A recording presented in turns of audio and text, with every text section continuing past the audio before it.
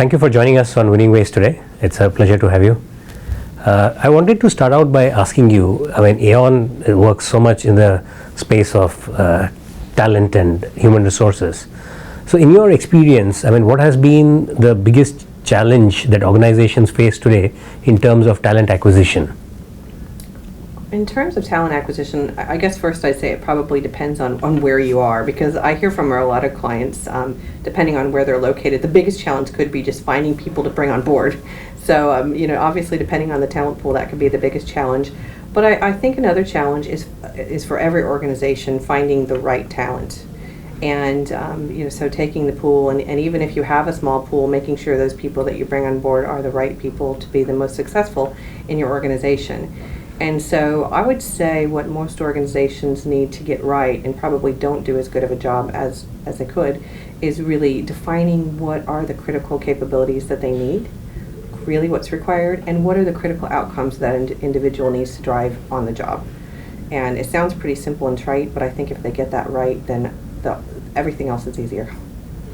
So do you feel that the business side of organizations needs to be more involved in the process of talent acquisition rather than just the HR teams? Oh, absolutely. In fact, when you said that, it kind of dawned on me. I thought I was speaking about something HR there. I'm talking about the business. I think for businesses who successfully bring great talent on board, every business leader is a recruiter and a talent acquirer, for lack of a better word. So it's their job and responsibility to network, to be out in the community, finding the best people, and convincing them that their organization is the best place to work. You spoke about talent pool and the challenges that various places face. But I have come across people saying that irrespective of whether you're in a place like Singapore or whether you're in China or India, where populations are much larger and talent pools are larger, but finding the right candidate for the job is always a challenge. Why is that? Why do organizations really face that kind of challenge? Is it because people are not trained for certain kind of jobs, or is it that the companies are not able to identify and really pinpoint the kind of talent that they want to bring on board? Yeah, look, I think it's complex, and I think it's everything you just said. But what I think it fundamentally is humans are notoriously terrible judges of people. Yet we think we're very good at it. We think we are a good judge of people, a good judge of character. We know who will be successful, but every piece of research you read shows we also like people like ourselves, and that we find interesting and engaging. So those two things really work against us as being effective selectors of talent. So that's where I truly believe things like behavioral interviews are really critical. But to do those well, you have to know what's really required to be successful on the job. And I think a lot of organizations just don't think about that closely enough. Obviously, given where I work and what I do, I also am a big proponent of standardized assessments. I think that's a critical component. It takes the bias out. But I think, above all, really understanding what's critical for success on the job, and also which of those you can select for and which should be developed, to your point. So it's not either or. You need to do both and. So with these days, with a lot of tools being available for data mining and data analytics, what are the trends there? In terms of really assisting organizations to be able to overcome the things that you mentioned, like the behavioral aspect. How do you really get into a candidate's mind to be really to understand whether they are the right fit for the organization? So look, there's probably thousands of tools available to do that. What I would say is most of them are not actually useful, to be quite frank. There's a whole slew of scientific literature around what sort of things you can assess for that predict success on the job. And so, I guess a lot of things, it's back to basics. It's understanding the job, making sure you're using a sound instrument to identify those characteristics and actually to measure them, and then also doing the right analysis to make sure that you're actually predicting success. Because what might work at one organization might not work at another. One example is, a long time ago, I worked with 7 different major global organizations on their role of financial advisor. And each organization, you would think these are financial advisors, they should be the same exact job, same things required. Yet at one of these organizations, they trained people for 6 months after they got on the job. So you came on board, you were given classes about sales techniques, you were given it was American, so Series 7 licenses, all of these things. Another organization, on your first week, they threw you the phone book and said, here's the phone, start dialing for dollars. So you can see the kind of person that's going to be successful, while the job, maybe financial advisor, is going to be quite different. So I think making sure you understand, your culture, you understand the capabilities that are needed to be successful there, and then you train for the rest of them is what's required. So you have to make sure that you have a good tool and that you're measuring it within your own organization and your own results. At Aon, you've been conducting this best employer survey for many years now. Mm-hmm. So in your experience, what really differentiates the leaders from the rest? The organizations that have consistently managed to be among the best employers. Yeah, absolutely. So three things that are fundamental, because we use our own engagement methodology for that study, is at organizations who are the best, consistently, people who work there say great things about working there. They also report that they want to stay there and continue contributing, but they also say that they strive, that organization pushes them to contribute more than they would elsewhere. So those are three things we consistently find across all of those organizations. But there's a few things that our research shows consistently really make those organizations stand out. One of those things is around the way in which they communicate with their employees. So they're very transparent. They're very clear with employees about where the organization is going, why they exist, what their purpose is, what they're trying to achieve. I would also say that they're very clear in communicating what's required of the individual and how they contribute to that organization's bigger success. So obviously there's a lot of different things that those organizations do really well, but those are two fundamental things that we see, I would say, in all of our best employers globally. And you recently come up with an engagement survey, talent engagement survey. So what does that survey really show up? Has the level of engagement of employees, is it going up? What's the trend there?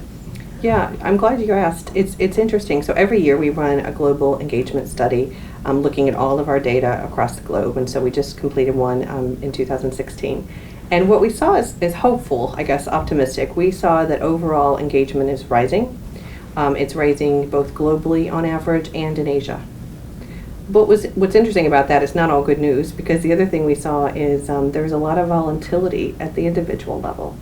So what we're seeing is maybe you were someone who was very engaged last year, but now you might be even disengaged. So we're seeing more and more movement within the individual. We always knew engagement was not a static concept, and critics may say, how is engagement useful? I might have a bad day at home, have a fight with my husband or wife, and then my engagement's low. Obviously things like that impact it, but we're seeing more volatility now more than ever. So what I think that means for organizations is they actually need to do continuous listening with employees, because we know just because someone's engaged today doesn't mean that's going to be the same a week or a month from now. So they have to focus more on continuing to listen closely and then take action more quickly. Yeah, so we were talking about the employee engagement. Mm-hmm. So is that, in terms of the global patterns, is there something distinct differentiation in certain geographies that you've seen? Absolutely, and some of that geographic difference is consistent over time. So Japan is almost always the lowest engagement overall. There's a lot of reasons we think that's true, cultural and otherwise. Latin America as a whole, historically, and over a number of years, tends to be higher on average. But what we're seeing more this year more than ever is seeing like the U.S. increasing and seeing at a country level the engagement levels either going up or going down more drastically than we've seen in the past. For example, Philippines overall went up 13% this year, which is by any statistical measure huge. So we are seeing more volatility overall, but there are more prevailing differences like Japan, like Latin America, like I talk about. So when you say engagement, is this to do with anything to do with turnover of employees? The attrition or something like that, or how do you really measure the engagement? Yeah, so we measure engagement on an employee survey, and the actual engagement itself is measured by 6 consistent items that look at what an employee says about an organization. So they report how likely they are to say positive things, how likely they say they are to stay at an organization, and how likely they say they are to strive in an organization, so to contribute more than what would usually be required. What's interesting about those three metrics is together they're tied to lots of organizational outcomes. So globally every year we look at metrics like total shareholder return, and they do predict that quite well. We look at things like client satisfaction, NPS scores, and so we do that every year globally with the entire database, so over, I think it's now 7 million data points every year. Then we also locally look at lots of smaller projects, so depending on the companies we're working with. One recently we were working with a services organization, and they wanted to do localized studies where they looked at per contract the account manager's engagement levels and the NPS scores at a contract level, and we saw significant differences. So I just bring that up to say then we do the major analysis every year, but then at a local level we probably have hundreds of variations by which we're looking at really specific organizational outcomes. So same store sales in a retail environment. So if you look over the last 30 years, we've looked at engagement and its relationship to hundreds of organizational outcomes. So that's the way that we look at it. So this volatility that you mentioned about or at an individual level and the growing engagement, is this also impacted by the overall macro environment where there's so much of uncertainty? Yeah. People are not sure whether they're going to have their jobs tomorrow or whether the organization is going to exist. I mean, does it also get impacted by that? Absolutely, it's impacted by that. Although given it's, humans are complex, we're not machines, so it's not always impacted in a way that's immediately obvious or logical. So it is interesting given the volatility that we are seeing overall the average go up. But yes, it is absolutely impacted by those things. In fact, we've seen it go up quite a bit in China this cycle. And one of the things our leaders in China think that caused that is that employers are starting to look at the whole more of a total rewards framework. So when I say that, really looking beyond just pay and benefits, but also recognition and things that are important to employees and looking at that relationship in a broader way. So that's one of the things we hypothesize is related to that increase in China, amongst other things, of course. So in this current environment where there's so much around, entrepreneurship and startups and a lot of buzz around that, I mean, in your interactions with larger organizations, what do you see? I mean, are they prepared to handle employees who are, entrepreneurial in nature, but yet keep them within a larger framework of a system? I mean, is there that kind of a recognition amongst employers? I think there's absolutely the recognition that they need to do something differently, and I think those that are successful are able to, but I think a lot of organizations are struggling with it. And I think in part it becomes, in part it comes from, where organizations are going. I mean, we all read about the, macroeconomic shift around the, of course the internet, around consumerism, around globalization, all of those big themes, and so that's changing the employment market as a whole and changing the things that are required of people than in the past. So let's take marketing, for example, where you used to be able to go, generate some collateral, run a campaign or place an ad, and then count your leads, to oversimplify it. But now you have to become an expert in digital and social media, and all these are new skills that are required. So an organization has to be able to, first identify that they need those new capabilities, but then also be agile enough to accommodate it in a more flexible way, and that's required organizations to do things differently. Talking of, getting away from the larger organizations, if we look at the startups of today, I mean, in terms of getting the right people on board, because obviously it requires a different mindset to really join a startup. What do you think could be the winning ways for startups in terms of attracting the best talent? Yeah, so startups are interesting, and having been a leader in a startup myself in an earlier career time in the 90s when we had the whole internet boom, one of the things required at startups is agility on the side of the individual. So if you're at a startup, you might be leading HR, you might be leading marketing, but you might also be making the travel arrangements. So you have to have the right kind of people, I think, who have that flexibility and creativity to manage it. And I don't think everyone who's from a corporate environment has that right sort of mentality, for lack of a better word. So I think what's interesting is I think that's also something similar you need, let's say, at an NGO or a nonprofit as well, where the lines are more blurred as far as what your job responsibilities are. But what's crystal clear for startups, and also, I don't know why I'm comparing the two, but I am, but also for nonprofits, is what they're trying to achieve is crystal clear typically.